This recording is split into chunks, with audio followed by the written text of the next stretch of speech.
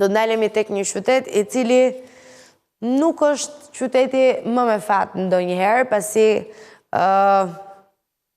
ndonjëherë është e nevojshme edhe mbrëmja, edhe nata. Qyteti I Utqiagvik, I cili ndodhet në pikën më veriore të Alaskës, ka hyrë zyrtarisht në periudhën e fenomenit natyror të njohur si dielli I mesnatës. Tani imagjinojeni çdo mbrëmje e cila është pa yje. Le ta themi që dielli është padyshim një e mirë e madhe, po edhe nata ka ato të bukurën e vet. Duke nisur nga 11 maj, pra nga dita e djeshme, dielli nuk do të perëndojë për 84 ditë me radhë, duke mbajtur rajonin me dritë të vazhdueshme deri në 2 gusht 2026. Tani jam kurioze të di, ndoshta edhe nga faturat e viteve të mëparshme, se sa energji kanë kursyer në këtë qytet në pikën më veriore të Alaskës përgjatë këtij sezoni 84 ditor, ku dielli nuk perëndon. Fenomeni ndodh për shkak të pozicionit gjeografik të qytetit pranë rrethit arktik, ku gjatë muajve të verës, boshti I tokës bën që dielli të mbetet vazhdimisht mbi horizont. Banorët e zonës pritet që të përjetojnë mbi 2000 orë dritë të pandërprerë, një eksperiencë unike që tërheq vëmendjen e turistëve dhe studiuesve nga e gjithë bota.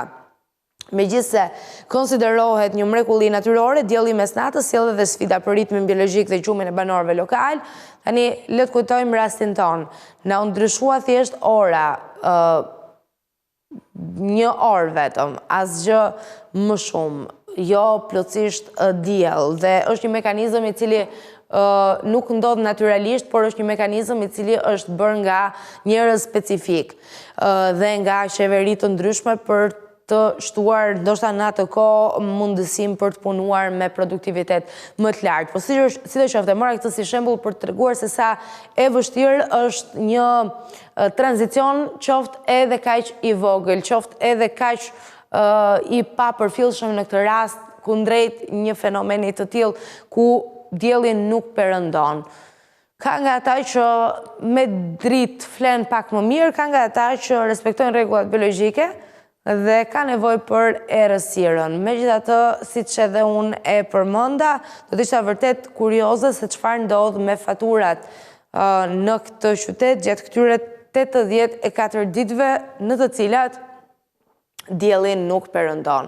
Dielli vazhdon, jep dritë, jep rrezet, besoj pjesa më e madhe e qytetarëve duhet të kenë të instaluara panele diellore në mënyrë që ta shfrytëzojnë maksimalisht këtë kapacitet të plot të rrezeve të diellit, kështu që mbetet për tu parë se cilat janë benefitet reale nga ky fenomen, përtej faktit që prek orën biologjike dhe bën jetën pak më të vështirë për ata që nuk e kanë raportet mirë me gjumin.